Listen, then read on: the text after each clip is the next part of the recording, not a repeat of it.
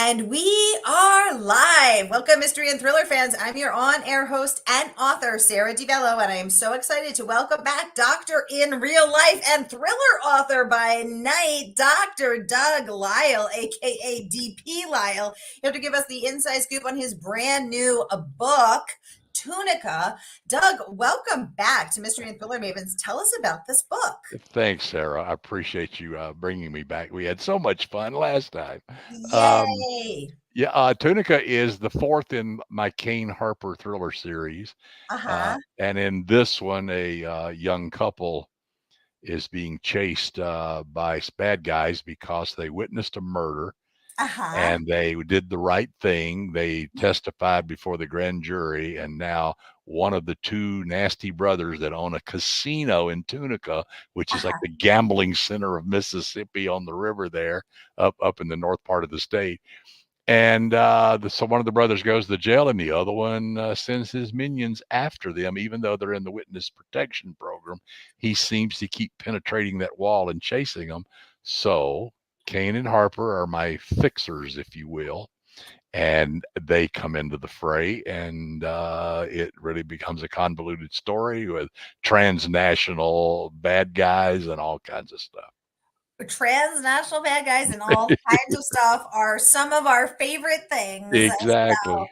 We are so excited to chat with you again, Dr. Lyle, and to give everybody a chance to ask you some questions. So first, I just want to welcome everyone because we are broadcasting live to 7 different destinations across Facebook and YouTube. So hey, mystery and thriller loving friends, no matter where you're watching from, this is the right place, this is the right time, and it is Mystery Monday because Monday is going to be murder. We are going to get your week off to a killer start and make it as painless as possible.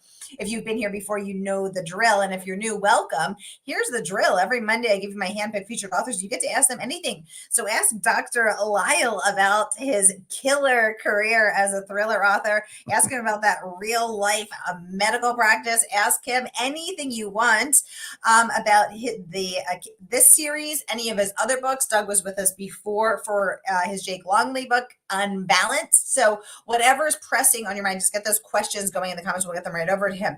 Randy joining us from YouTube. Welcome to the conversation with his very on brand black cat. It is spooky season and Randy's on brand. Thank you, Randy. He says, Happy Monday, everyone. Happy Monday to you, Randy.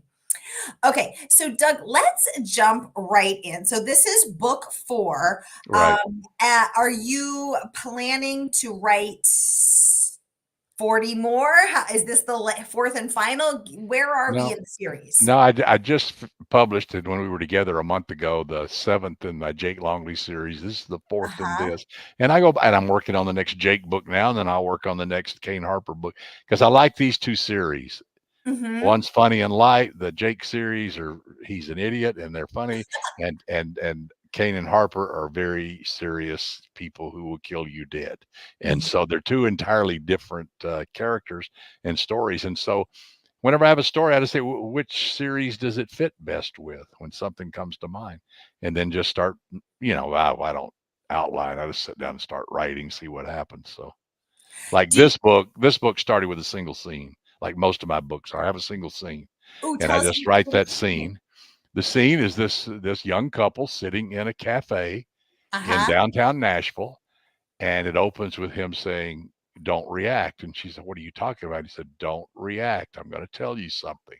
He said, "Don't look around." And he says, "They're here." And And that she says, "No way." She said, "They're here." It's the third time they found them, even though they're in witness protection. And so now they're trapped in a cafe downtown Nashville with the two killers across the street. And he happened to see them. And that starts the story. Now, Doug, walk us through the moment of inception. Where were you and what were you doing when that scene came to you?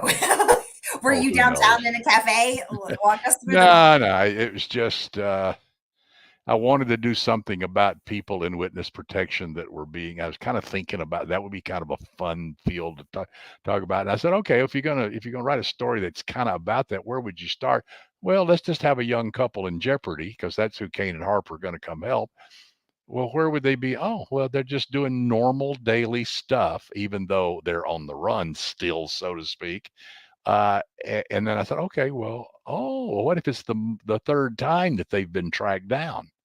What if they every time they think they're safe, they're not? And so we learn all that through backstory as the story goes along. But it's like, well, what is going on here, and who do we trust? Right. Who do Who we does trust? I've often thought what it would be like to live in witness protection because it would be such a nightmare. You can't see your friends, you can't see your family, you No. can't have your Facebook account, your Instagram, which would be a great loss to me. Well, I talk about that in the book actually, because it is not like what it is on TV and in movies, No. where they go and live in a mansion somewhere. Oh, no, no, no, no, no. You can be a doctor, lawyer, or Indian chief in your real life, but once you go into witness protection, you're sacking groceries in a grocery store, and you can't utilize your old skills. You can't go back to your old job. You can't be a banker because people are vetted. You can't be a doctor or a lawyer because you don't have a license anymore. You can't do any of that stuff. You become basically a regular person trying to hide in a regular neighborhood, living in a regular house. So Right. it's yeah, and looking over your shoulder all the time. Because you can't even have the same hobbies you have. If you No, were a pianist or, right. a chess player or, something that, Or if you were very active in your church, you would have to be careful about that. right. Anything in your life you'd have to be careful about, because Yeah. it could be, it depends on obviously the skill and sophistication of the people who are after you. If Yeah. they're just some moron, who has a gun, that's one thing. But if it's somebody of substance with money, power, and minions, Mm, different animal, because then they would look through all this stuff, because it's the high stakes force them to do what's necessary. It's a scary situation, especially when it falls apart a couple of times and you're like, my God, what do we do about this? exactly. Margaret's joining us from Facebook. Hi, Margaret. She wants to know, Doug, did the scene come to you, or did you overhear something and then add to it a little? Tell us more about this. I just kind of came to me. Everything kind of comes to me. I try to avoid people as much as possible, so I have to do it inside my um it's yeah, I get ideas like that all the time, and they'll come and go and bounce around a little, and then after a month or so of two or three or four or five or 10 ideas jumping around, I say, I like this one, and I have an idea for a scene. Let's just sit down and write it and see if it goes anywhere. That's kind of what I do. I don't outline, I don't plan ahead, I don't know who the bad guys are, I don't know what the outcome is. I don't know. Mm, Yeah. Margaret, thank you so much for the question. Doug, thank you for the answer. Margaret adds, yeah, yuck. She says, changing everything about your life never occurred to me this strongly. Yeah, Yeah, it's it's, scary. It's scary because literally all the people you grew up with, all your old high school classmates, your siblings, your parents, yeah, never your seen business associates, the people you had coffee with, last week, they Yeah, disappear, and they disappear completely and instantly. And yeah, if you contact them, you do it at your own risk. yeah. I interviewed someone in witness protection, and it just made me realize how very lonely and Mhm. isolating Yep. that would be, and how painful that would be. Everything because I think so much, Yeah.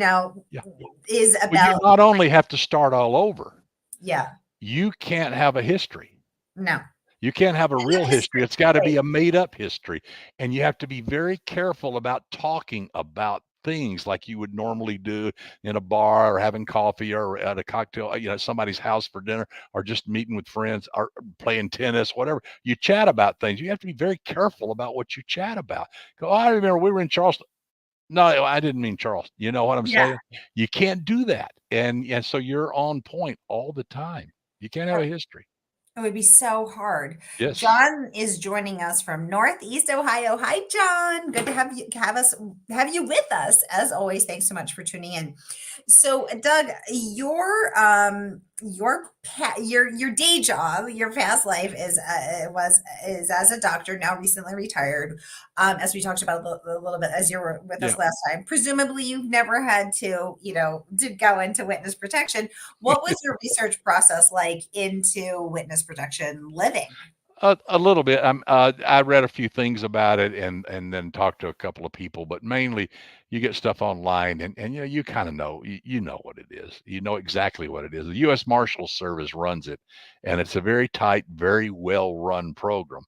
And so I always feel bad about having to have a crack in programs like that because I like them, trust them, and all that. But I had to for this book, so there has to be a flaw that is being exploited, and that's how they're finding these people. And I won't say any more about it than that, but there is a plausible way that it does happen. um, but yeah, and so basically it's common sense, and I learned a little bit about where it was in the governmental structure, who was in Mhm. charge, what it was under, what it was under, what kind of agents they had, what they did, et cetera, et cetera.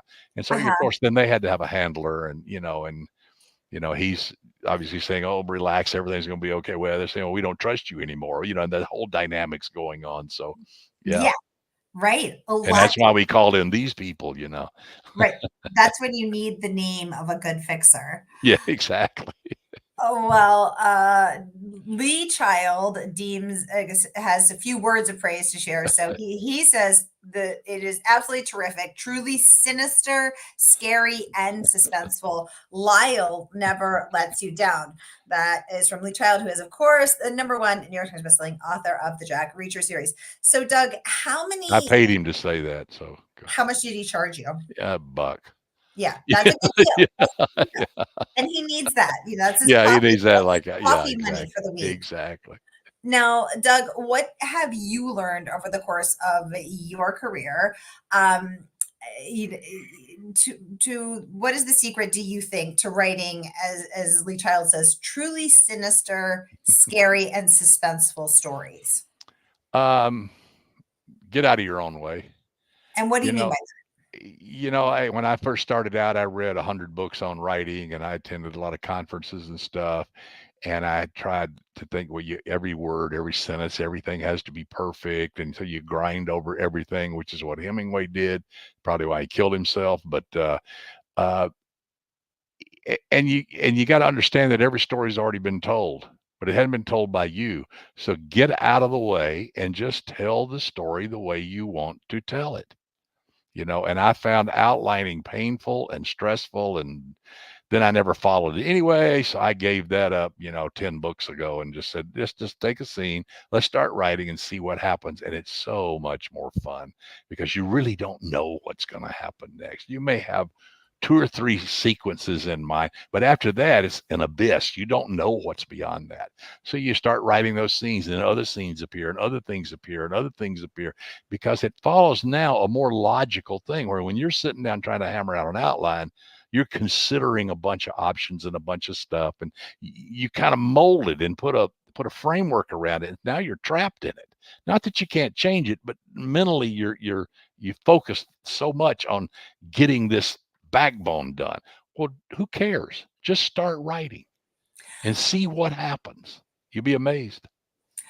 What do you so when Jeff Deaver came on, he shared that he Yes. is a 180-degree opposite. he's 180-degree 180-degree opposite. Yes. with outlines that run up to actually Yes. 180 pages. He spends Yes. Yes. 6 We were months. talking about that recently, and he is an inveterate outliner. He's an And inveterate outliner. He yeah, spends 6 months in a blacked out room, blindfolded, writing his outline, typing yeah, tactile, and then he comes out of of his outlining process 6 months and 180 pages later, and he says because he has the blueprint, it just flows. He can't exactly. imagine um, Yeah, not having an outline. Now, Lee Goldberg says he can tell without being told which books have been outlined, which books have been maybe.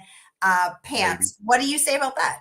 I think maybe, maybe not. If you can have a feel for it. I know Lee told me once that what he will do is he has an idea for a story. He'll write the screenplay Ooh, because he can do a interesting. screenplay in a weekend. I mean, he came from television. And screenplays, if you know how to write them, are very fast. You can do it because he's obviously writing this screenplay not to make it production worthy. He's trying to tell himself a story. And so he'll write the screenplay, and the screenplay serves as his outline. And I think that's great. That's fantastic. It would take me too long to write a screenplay because I don't have the mechanics of it down like he does. I don't know. I just find it more fun. And like I said, if you talk to writers in writers conferences, there's pantsters and there's outliners and everywhere in between, and whatever works. But I know a lot of writers that are struggling to get things done, and I always tell them, don't sweat the small stuff. Just tell the story. Get out of the way. Don't worry about what's going to happen next. It will appear. Somebody once said, well, isn't I was asked a question, said, isn't that like doing a high wire act without a net? And they said, yes, but just take the jump. The net will appear. And that's writing by the seat of your pants. The net will appear. That's stepping out on faith. Well, this is resonating with at least one of our viewers. Margaret saying, thank you, Doug. I have a work in process that is stalled. Yeah. So I should just check in with my characters and get out of their way, if not my own. Mm-hmm. Stephen King had a great quote about this where he said something about, I can't really quote it, but it was something to the effect that he listens to his characters and the setting, and they kind of tell him where to go, and he had to understand that he's just a secretary. He's not God. Ooh. And I think that's a brilliant way of putting that. The story will tell you where it's going to go. The characters will tell you where it's going to go. So this is my favorite conversation, because if I was interviewing Stephen King and he said he's just the secretary, I would say, whose secretary are you? Where is that exactly coming from? Exactly. Could be pretty scary. I'm interested. This is the stuff that fascinates me. I am here for this conversation. So this is book 4 in the Kane Harper series, and it is coming out tomorrow. Dr. Lyle is coming on to give us the inside scoop on the book, and to take all of our pressing questions. So you can get the book from our favorite woman-owned independent bookstore, Murder by the Book, as well as all of Doug's books. So here is the link to Doug's backlist and current list, and you can get your mitts on all of Doug Lyle's books. So we're talking the Kane and Harper series. We're talking the Jake Longley series. We are talking more forensics and fiction, crime writers, morbidly curious questions expertly answered. We've got Doug's forensics books. All of them are here. So click the link and you can get your mitts on all of these. Robin, welcome to the conversation. She says she is so confused on where people are watching from. Robin, I'm so glad you're bringing this up. Our goal here is to make these interviews as accessible to everyone, everywhere as we can. Now, some people love Facebook and some people hate Facebook. So I stream these to both Facebook and YouTube, so that the people who aren't on Facebook and who are opposed to Facebook can still get to be part of the conversation with us over on YouTube. And people who love Facebook or are in our followers of Murder by the Book, or me, Sara DiVello, or Doug. Doug is streaming to his page as well. Maybe you're in Mystery and Thriller. Maybe this is a Facebook group, a private group. Maybe you're in Bitchy Book Wars. We are broadcasting to 7 different destinations. So wherever you're seeing this from, you're in the right place. We have 7 different options, something for everyone, so that everyone can be part of the conversation. That's our goal here, to be inclusive and accessible to all. Now, Doug, let's talk about your forensics. Let me know if that answered your question, Robin. Doug, let's talk about this forensic stuff. So you were a cardiologist, is that correct? Yeah, I was till I retired. Yes. So Doug, last seen with a scalpel and a stethoscope, a thriller writer by night and a doctor by day. And then tell us about how you got interested in the forensic stuff, and tell us about that. Well, as a physician, if you go to a cocktail party, people want to talk about their gallbladder and their cholesterol, and they'll corner you. But if you go to a writers' conference, they want to know about gunshot wounds and poisons and what dead bodies look like and all that kind of stuff. So I started, talking to people like that, and then I started writing some articles about, time of death and cause of death and manner of death, stuff like this that were of interest to crime writers. And but as far as learning the science of forensic science. It was baked in the cake. I mean, I have a degree in chemistry and biology and medicine and internal medicine and cardio. So science is like my second language. And forensic science is basically medical science. It's just that you twist it and look at it through the lens of the law. That's all. So we would call it pharmacology in the hospital. They call it toxicology. You know, uh, we would call it a clinical autopsy where they're doing how to determine the cause of death or diseases or whatever, whereas a forensic is to determine time of death, cause of death, and manner of death. So there, but the science is the same. It's the same body. It's the same scalpel. It's the same guy doing the thing. It's just how you look at it. So the science I knew. So learning the science of forensic science. Now, could I go and practice this and do it? No, because I don't go into crime labs and do tests and stuff, and I don't go out and look at homicide scenes. I have no experience in that. But I think that's not what people come to me to ask. They want to know how the science works and what it looks like and smells like and how it impacts their story. And Yes, and that's when I write for like Forensics for Dummies, it's all about that. And then How Done It Forensics, which is much bigger, and it has a lot of history in it about how we got where we are. And but it's all about the forensic science. And and it's it comes in it comes into play in some way in almost every criminal investigation. exactly. Rarely DNA. Probably Exactly. 1% of cases involve DNA, but everybody wants to know about DNA. But there's so many other things that go on out there in the forensic world that's unbelievable. So, Yeah, exactly. Renee, welcome to the conversation. Joining us from Facebook. Look at that little cutie saying, Dr. Lyle, do you know anyone that is or might be in the witness protection program? Oh, good question, Renee. no, actually, I don't. And if I do, I don't know that they're in the witness protection program, which is smart on their part. Which is smart on their part. But have you ever met someone where you thought that, they're a little light on the details, or how come I never met any of their friends or family, or Yeah. someone comes Uh, into your no, office and I've never had that suspicion, but it just doesn't mean that I haven't run across somebody in witness protection.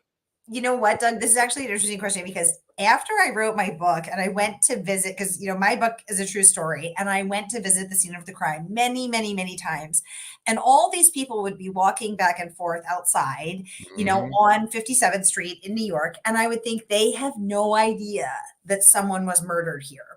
And then it made me wonder how many times I'm walking down the street, walking past murder scenes, walking past crime scenes, and now I'm wondering how many times in my life, Renee, how many times in Hmm. your life have you walked past someone in witness protection and had no idea?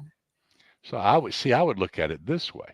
Oh, tell All us. those people walking by on 57th Street and you thinking they don't have any idea about a murder happened there, maybe one of them did because they did it. Ooh, yes. Ooh, That's okay. the way crime writers think. See? Okay, okay. Well, the odds are, what was interesting, Doug, is at Thriller Fest this year, I was doing interviews in my interrogation room, and 5 people told me that they had dated a murderer or had been taught. One had been taught scuba diving by a guy who was later convicted of homicide. Someone else had crossed paths. I'll have to go back and rewatch, but I was like, this is a high hit rate. And then it made me wonder how many times have I crossed paths with a murderer? The statistics are saying we must have crossed paths with murderers, and we must have crossed paths with people in the witness protection Oh, program. This sure. is very I interesting. worked for a guy. When you're in training, you do a lot of moonlighting, which means you work in emergency rooms at night, even though you all day long you're in the hospital doing your training as residents and fellows and stuff. So I worked for this group, and the guy that led the group actually hired a hitman, had his wife killed. Yeah, Wait, your coworker did, Doug? he was the head of this group, this ER group, and they would hire house staff, we call them, interns, residents, fellows to man the ERs at night, and we'd go. That's how you made money because they didn't pay you to be a resident or a fellow. They paid you a little bit, but not enough. So you do extra jobs. I did that my whole career. Everybody did. Every doctor I know did that. You'd work 10 nights a month besides the 10 nights you're on Moonlighting, call, sure, moonlighting in emergency rooms. in the So ER. I have a Yeah. friend who So, still does that. yeah, exactly, exactly. And so, That's but how he's the putting his guy who 4 ran kids the through program college. hired a guy and assassinated his wife with a sniper rifle. Oh my Yeah, God. yeah. Dude, that's Hey, it crazy. was Houston, Texas. What do you expect? Well, I just saw, one of those Florida man stories Yeah, about a woman doctor in Florida who gave her husband an intentionally botched vasectomy so that he would impregnate his mistress, and then he sued her, and she did no time. She got off, and I was like, that's that's one of those Florida woman stories. that is unbelievable. With this one, the wife that got shot, it was broad daylight on a in a very busy street. Oh my And a car God! just pulled up, and the guy stepped out with a rifle, put it on top of the car, shot her in the head from about 100 yards away, got in the car, and drove away. Now, Oh my God! witnesses, got enough information that these people were tracked down very quickly, and then the whole case fell apart right there. His whole Oh, plan evaporated. oh my God! Oh yeah, yeah. This is crazy. Renee saying lots of Florida people are probably in the program. And they're Renee, probably listening to this program. I wasn't gonna say it, but I was thinking it. Robin saying, okay, she found the rest of the regular crew. Okay, good, Robin. We're glad you are where you need to be. Margaret saying, ooh, the closest that I got to the scene of a crime was the Biograph Yep. Theater in Chicago, where the lady in red betrayed John Dillinger to the FBI. Time travel ideas here. Ooh, Margaret, we're Yes, waiting for that book. absolutely. Renee saying, I met one guy that opened a health food store. I asked him many times what he used to do, and his answer was always nothing interesting or nothing exciting. I think he might have been in the witness protection program, indeed, or perhaps the mafia, or both, Renee. Totally. Robin saying maybe he was in the military, CIA, did jail time. I was thinking about jail There time you too. Oh go. my There you goodness, we got go. a bunch of. See, this is why we love our Mavens group, because Mhm. we're our imaginations are just running wild. Oh my God, I love it. Well, when I was in Miami, I went to the Versace house. So, you want to see where Ooh, Andrew Cunanan did his thing. But the first time I came to Los Angeles was probably 1975 to visit a friend of mine. Got in late at night. Make a long story short, the next morning, he said, so it's your first day in LA. What do you want to do? I said, do you know where Benedict Canyon is? And he said, of course. I said, take me there. He said, why? I said, just take me there. So we got to, he said, where are we going? I said, just drive down here and I'll tell you where to turn. I said, turn right here. And we go up this road and it dead ends into a chain link fence. And he said, where are we? I said, Sharon Tate was murdered right there. I said, Frykowski and Folger were out here. Stephen Parent was sitting in a car right there. And I said, he said, oh my God. I said, I had to see it.